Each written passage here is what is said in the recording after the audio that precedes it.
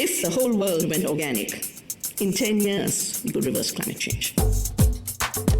Bienvenue sur Radio Recyclerie, le podcast des idées, des débats et des écologies, à écouter en accès libre sur larecyclerie.com. Lors de cette conversation avec Pierre Gross, nous parlons du rôle des récits pour éveiller à l'écologie. Bonjour Pierre Gross. Bonjour. Vous êtes un auteur de chansons françaises. Vous avez notamment écrit pour Dalida, Jean Ferrat, Paul Naref et bien d'autres. J'en passe les meilleurs. J'aimerais bien citer Michel Jonas, qui a été le premier pour qui j'ai écrit, et Diane Dufresne, qui est pour moi la plus grande chanteuse du demi-siècle. Et vous êtes également un auteur de livres de jeunesse. Et votre dernier ouvrage, La bonne idée de Monsieur Johnson, illustré par Rémi Saillard et publié par la maison d'édition indépendante La Cabane Bleue, vient de recevoir la mention jeunesse du prix du livre Environnement 2023. Quel lien faites-vous, Pierre Gross, entre le monde de la chanson et le monde du livre ? Bon, alors, tout ce qui m'est arrivé dans la chanson, ce sont des rencontres. La toute première chanson que j'ai faite, d'ailleurs, c'était pour Michel Jonas. Et ça s'intitulait La rencontre, on ne la connaît plus aujourd'hui, mais elle a changé le parcours de ma vie professionnelle complètement. Et puis un jour, j'étais dans un studio à Lausanne où on a enregistré un album pour un chanteur suisse qui était très connu à l'époque, Gaston Schaeffer. Et dans le studio voisin, donc dans le même endroit, il y avait Henri Dess qui enregistrait. On s'est fait présenter l'un à l'autre. Donc, Henri Dess, chanteur de chansons pour enfants. Oui, alors voilà, Henri Dess, c'était le chanteur pour enfants. Il faisait l'Olympia un mois chaque Noël à guichet fermé. Puis il a le grand talent d'avoir su trouver le langage et la musique parfaite pour des jeunes enfants. Et alors, il m'a invité à déjeuner. Il habitait à côté de Lausanne. Et après le déjeuner, on est allé se promener dans la campagne. Et moi, je lui dis... Vraiment, tu dois être absolument heureux. Tu fais un parcours de chanteur qui marche complètement à fond. Tu es le plus grand chanteur pour enfants. Et là, il me dit, écoute, je ne suis pas si heureux que ça. Parce que j'ai 2 enfants. Je suis 200 jours sur les routes. Il faudrait un jour que je puisse trouver une idée qui me permette de les voir un peu plus. Donc, sans réfléchir, je lui dis, mais pourquoi ne fais-tu pas une comédie musicale pour enfants ? Et dans ce cas-là, la comédie musicale pour enfants que tu ferais voyagerait pour toi. Et il me dit, mais si tu as une idée, je suis preneur, voilà.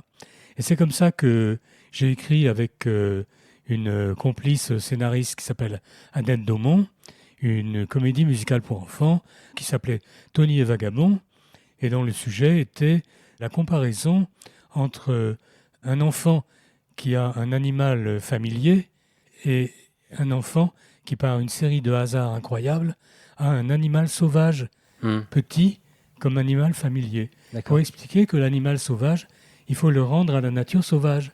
Donc c'était déjà peut-être un sujet qui peut être vu sous l'angle de l'écologie, quoi. Donc en fait, Pierre Gross, je vous connais sans le savoir, puisque j'étais moi-même bercé par les chansons d'Henri Dess, tout petit.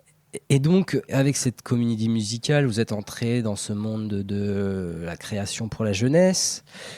Comment, aujourd'hui, on peut sensibiliser à l'écologie sans enlever l'innocence inhérente à la jeunesse ? La réponse que j'ai trouvée, moi, c'est de raconter des histoires.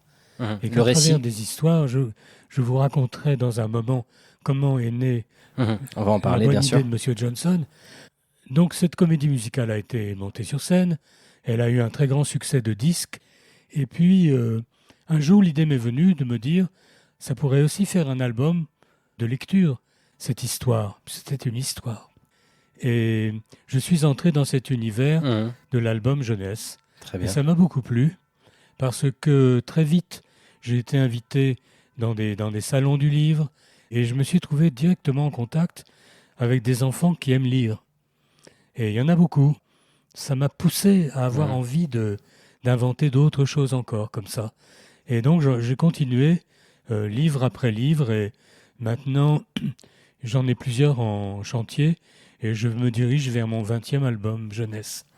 Alors, parlons de votre 19e album jeunesse, La bonne idée de Monsieur Johnson, Qui est ce Monsieur Johnson et quelle est sa bonne idée? Alors, avant de vous parler de la bonne idée de M. Johnson très directement, Ouais, dites-moi. je vais vous expliquer quelque chose. Je suis diplômé de l'INALCO, où j'ai étudié les langues de l'Inde. Et puis, j'ai fait à 18 ans et demi un séjour de presque 1 an en Inde. Et l'Inde est devenue mon deuxième pays de cœur. Donc, de temps en temps, je vais en Inde. Et une année, je me suis dit, je vais aller dans les contreforts de l'Himalaya, respirer l'air le plus pur du monde. Mhm. Je suis arrivé dans la soirée à la capitale du Népal, Katmandou. Et le matin, quand je suis sorti de l'hôtel, j'ai vu que tous les gens dans cette ville de Katmandou, qui est en plein Himalaya, les gens portaient des masques parce que l'air était tellement pollué qu'on ne pouvait pas respirer sans masque. Et il y avait une espèce de fumée qui surplombait la ville en permanence. Donc quand je suis rentré à Paris, ça a éveillé en moi la problématique de l'écologie. J'ai été dans une librairie et là j'ai vu un livre qui s'appelle Les dieux de l'écologie. Je me suis précipité sur ce livre pour comprendre le pourquoi et le comment de cette situation d'une planète où on va au pied de l'Himalaya et on ne peut plus respirer. Vers la page, je ne sais plus, 150, il y avait quelques lignes qui racontaient l'histoire d'un certain monsieur Herbert Johnson. Mhm. Donc on en vient à ce récit que vous venez de publier. Ce qui avait beaucoup intéressé René Dubos, d'ailleurs, c'est que ce petit homme de rien du tout, que personne ne connaissait, qui était là pour s'occuper de noter les numéros des camions qui venaient déverser dans cet endroit épouvantable qui s'appelait Jamaica Bay, les ordures de toute la ville de New York. Donc il notait l'heure d'arrivée, les numéros des camions, et il vivait là, et pour lui c'était devenu insupportable. Donc un beau jour, il est allé, ce que raconte cet album, au grand marché aux fleurs de New York. Il a acheté tout un tas de plants, de plantations, de buissons, de fleurs, et il a commencé à recouvrir toutes ces montagnes abominables d'ordures qui végétaient là depuis des mois et des années. Et ça s'est transformé en un parc magnifique qui existe toujours, où les New-Yorkais vont se promener le week-end, s'oxygéner un peu. C'est au bord de l'océan Atlantique. Mais ce qui avait frappé René Dubos, c'est que c'est aussi mitoyen de l'aéroport Kennedy. Et donc un jour, les gens de l'aéroport sont allés se plaindre auprès du maire de New York en disant « Mais vous êtes tombé sur la tête, vous avez fait un parc là, juste à l'endroit où nous avons des avions, et vous savez bien que les oiseaux qui viennent nicher dans ce parc sont un danger pour nos avions. » Et René Dubos avait été enthousiasmé par le fait que le maire de New York, à ce moment-là, avait dit « moi, je suis pour les oiseaux ». Donc un geste écologique. Et donc en fait, vous allez puiser dans cette histoire un récit où on voit la force de la régénération. La force de la régénération du vivant, c'est un message très fort pour les enfants. Dire, voilà, on peut, avec nos petites mains, très concrètement, œuvrer en faveur du monde vivant. Et moi, ce qui m'a aussi le plus frappé, c'est quelque chose de très important, qui est que un petit homme, tout seul dans son coin, de sa propre initiative, sans rien demander à personne, sans aller chercher des subventions, sans aller chercher le secours du député maire ou je ne sais quoi, un jour il a décidé, maintenant, ça ne peut pas continuer comme ça. Et il a eu cette bonne idée de dire, moi, tout seul dans mon coin, je vais faire ce que je peux pour la planète. Alors, c'est un peu l'homme qui plantait des arbres de Jean Giono aussi. Oui, on a une histoire similaire avec Jean Giono. Et donc ça c'est ce qui a été pour moi le fil conducteur de cette histoire, de dire je suis tout seul dans cet endroit pourri et je vais en faire un paradis. Même si parfois on a besoin évidemment de collectifs pour agir à des niveaux plus conséquents. Non, bien sûr. Non, puis alors, je pense que dans la réalité, car comme il a vraiment existé, c'est une histoire entièrement vraie, au bout d'un moment, le relais a dû être pris par l'organisation des parcs et jardins de New York. Enfin, il n'a pas fait un parc d'un certain nombre d'hectares tout seul dans son coin, mais c'est lui qui a impulsé le désir de faire un parc à partir d'un territoire d'ordures. Pierre Gross, j'ai une question pour vous.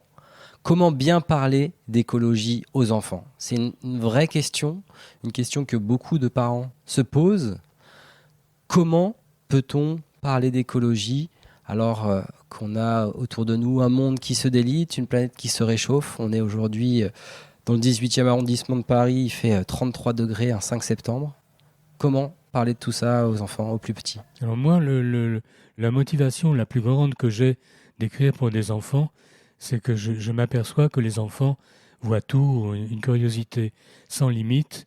Dans plusieurs de mes histoires, par exemple, à peu près au même moment que j'ai sorti La bonne idée de Monsieur Johnson, est sorti toujours avec mon complice merveilleux Rémi Saillard. On n'a pas parlé de lui encore, sauf en introduction, votre Oui, illustrateur qui a une part importante dans votre travail sûr, pour bien sûr. évidemment Rémi aiguiser Saillard. l'imagination des enfants. Donc on a un autre album qui est sorti qui s'appelle Dans la mer. Mhm. Et qu'est-ce qu'on voit dans la mer? On voit des choses merveilleuses. On peut voir un mérou, on peut voir un crabe qui marche de traviole, on peut voir une étoile de mer, on peut voir un banc de sardines, on peut voir toutes sortes de choses, mais aussi on peut voir toutes les ordures, toutes les saletés que les gens jettent dans la mer pour la polluer. Donc dans cet album, au hasard d'une promenade, parce que j'essaye de faire du suspense avec rien, l'enfant se dit qu'est-ce qu'il va nous dire après, qu'est-ce qui va se passer. D'un seul coup, on arrive à un endroit où on voit que dans la mer, il y a des roues de vélo, des matelas, toutes sortes de saletés. Et sans avoir à dire faites ceci, ne faites pas cela, pensez à ceci, pensez à cela, Mhm. l'enfant voit que dans ce monde magique qu'est pour lui le séjour au bord de la mer, il y a aussi ce problème qui existe, qui est un problème créé par les hommes et que les hommes peuvent arriver à traiter aussi. Mhm. Et puis, j'ai fait un autre album, toujours avec Rémi Saillard, qui s'appelle « Au bois, il y a un rhinocéros ». Et là, on traite de la question de la disparition des espèces, puisque de moins en moins, on ne voit d'insectes aussi beaux qu'un rhinocéros. Il ne s'agit pas du rhinocéros d'Afrique avec sa cuirasse sur le C'est dos, le mais scarabée. de l'insecte. Et puis, il y a beaucoup d'autres insectes, le capricorne, qui disparaissent. On en voit de moins en moins. Mhm. Moi, en 20 ans, en allant de planque en planque à la campagne, au début, je voyais beaucoup de lucanes, je voyais beaucoup de capricornes et tout ça. Et maintenant, c'est très rare que j'en vois un. Donc si je peux tenter de résumer votre pensée, pour bien parler d'écologie aux enfants, il faut peut-être partir de ce que la nature nous raconte elle-même. En fait, Voilà. la nature a elle-même, ou le vivant, peu importe comment on l'appelle, une sorte de force fabulatrice, intrinsèque. Suivre la vie d'un rhinocéros, l'insecte, suivre la vie d'un crapaud calamite, ça éveille à l'écologie. Ce qui différencie un auteur de quelqu'un qui ne l'est pas, c'est que nous, ce qu'on voit, tout le monde le voit. Mais nous, ça déclenche en nous l'envie de raconter quelque chose. Je vais vous donner un exemple qui m'a sauté aux yeux avant-hier. J'étais sur un marché et il y avait un jeune homme qui tenait en laisse un magnifique jeune grand chien noir. Il mesurait un demi-mètre de hauteur et d'un seul coup est venue vers lui une dame qui avait en laisse un tout minuscule chien qui mesurait 20 cm de haut. Et le grand chien noir, à ma grande surprise, il sait qu'il a en face de lui un chien. Et pas un mouton, ni une chèvre, ni un canard. Et il a fraternisé avec ce petit chien qui n'avait absolument rien de commun avec lui. Mhm. Ça m'a frappé de me dire, mais un chien, il sait ce que c'est qu'un chien, même si ça ne lui ressemble pas du tout. Et bien voilà le genre de choses qu'un enfant peut immédiatement comprendre et sur quoi il peut cliquer. Donc peut-être que les enfants sont des auteurs eux-mêmes et Tous des les autrices. enfants peuvent être auteurs, poètes, Mhm. écrivains. C'est que simplement après, ils rentrent dans le rang et puis après tout, ils se disent, il y a des gens qui sont poètes pour nous, il y a des gens qui sont écrivains jeunesse pour nous. Nous, on va faire autre chose qui est tout aussi magnifique. Soigner des gens, inventer des nouveaux médicaments, trouver des nouvelles machines qui polluent moins, etc., etc. Autre grande question, comment bien parler d'écologie aux adultes cette fois? Alors, pour parler d'écologie aux adultes, ça c'est une question très difficile, parce qu'il me semble que dans le discours écologiste, en réalité, on ne convainc que ceux qui sont déjà convaincus. Et j'ai l'impression que c'est par la pédagogie aussi qu'on peut procéder, et seulement comme ça, en montrant finalement que notre intérêt, c'est que la Terre soit plus vivable, qu'elle soit plus habitable, qu'elle soit plus agréable, qu'à la place d'un champ plein d'ordures de Jamaïca Bay, on ait un jardin merveilleux avec des fleurs et des oiseaux où on peut aller se balader quand on a besoin de prendre l'air. Enfin voilà, en étant pratique en réalité. Je me méfie beaucoup de la théorisation des choses et c'est la grande différence entre un discours écologique général qui va faire des plans sur les 200 ans à venir et quelqu'un qui va dire, bon, qu'est-ce qu'on peut faire aujourd'hui ? C'est exactement l'attitude de ce petit monsieur Herbert Johnson. Il a dit, qu'est-ce que je peux faire tout de suite maintenant ? Et non pas, qu'est-ce qu'il faudrait qu'on fasse un jour ? C'est ça la différence pour moi. Pour poursuivre ma question, Pierre Gross, vous êtes un artisan des mots. Quels sont les bons mots pour parler d'écologie ? Quels mots peut-on mettre sur les mots MAUX ? Ben pour moi, c'est toujours pareil. Il faut être concret. L'exemple que je vous ai donné tout à l'heure, sur le fait d'aller dans l'endroit où on pense que l'air est le plus pur du monde et être obligé de mettre un masque parce qu'il y a des saloperies dans l'air, c'est un exemple qui surpasse tous les grands discours généraux, quoi. Donc voilà ce que je pourrais dire. Parce que, contrairement à l'apparence que j'ai l'air de donner depuis le début de notre conversation, je ne suis pas un militant écologiste au sens où je ne porte pas le drapeau de l'écologie. Simplement, j'ai les yeux grands ouverts et je raconte ce que je vois. Et malheureusement, depuis que moi-même j'étais enfant, la planète s'est beaucoup dégradée dans tout un tas de petites choses qu'on peut constater quand on compare hier et aujourd'hui. Et moi, j'aimerais bien comparer aujourd'hui et demain, à condition que demain soit mieux qu'hier et pas pire qu'aujourd'hui. Pour terminer avec ces grandes questions, quel est le rôle de l'art pour sensibiliser au péril écologique ? L'art marche toujours en avant par rapport à l'époque. Et donc, il annonce toujours des choses. À mon très modeste niveau, ce livre-là, je ne l'aurais pas fait il y a 15 ans, parce qu'il n'y avait pas lieu de le faire. Parce que je ne savais même pas que quelqu'un avait pointé du doigt qu'à un certain endroit, on avait fait cette chose merveilleuse. Je pense que la fonction de l'artiste, c'est pas une fonction pratique, politique, au sens restreint du terme. C'est qu'on marche en avant et on voit déjà ce qui va arriver, où on l'anticipe, où on le raconte. On raconte des dangers avant qu'ils n'arrivent et des choses comme ça. Et j'ai beaucoup remarqué ça, que souvent les artistes ont été prophétiques sans s'en rendre compte, quoi.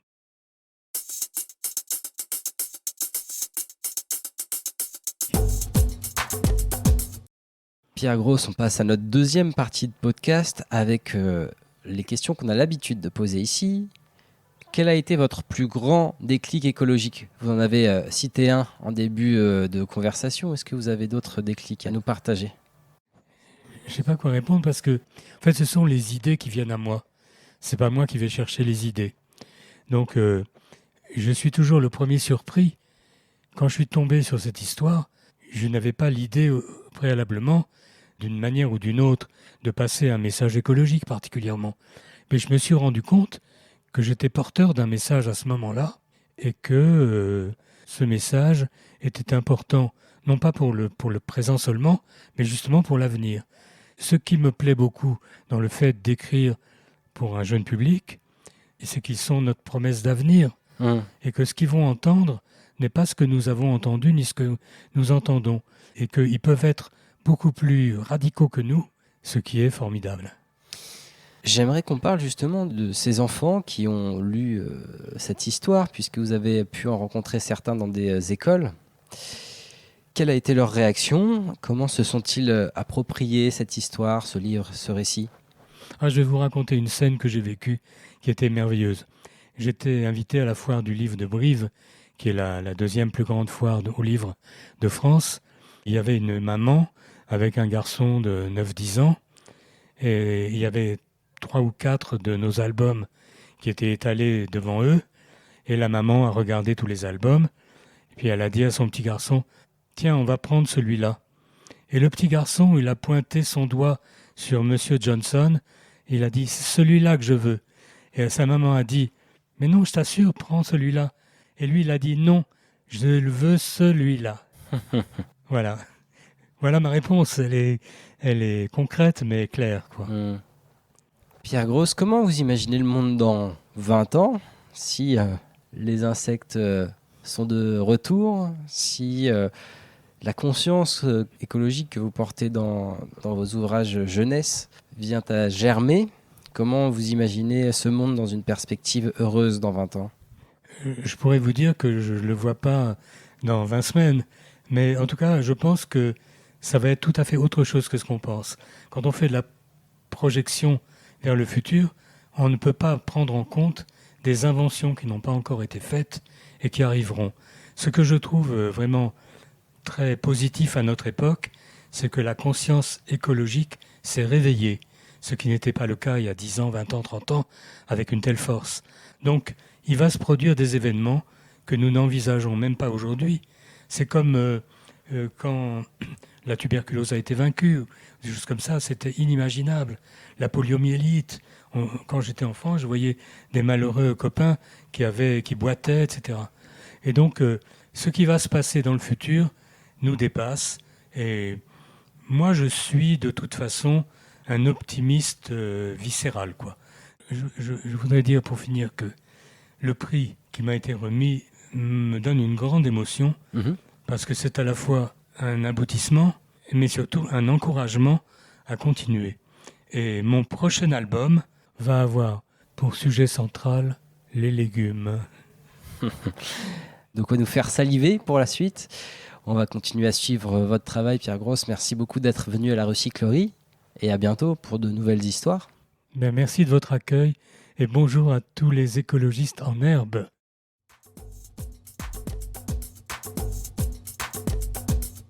If the whole world went organic, in 10 years, we could reverse climate change. Toutes nos émissions sont disponibles en podcast sur larecyclerie.com. Oui, mais est-ce que si moi je fais un truc tout seul, ça sert à quelque chose ?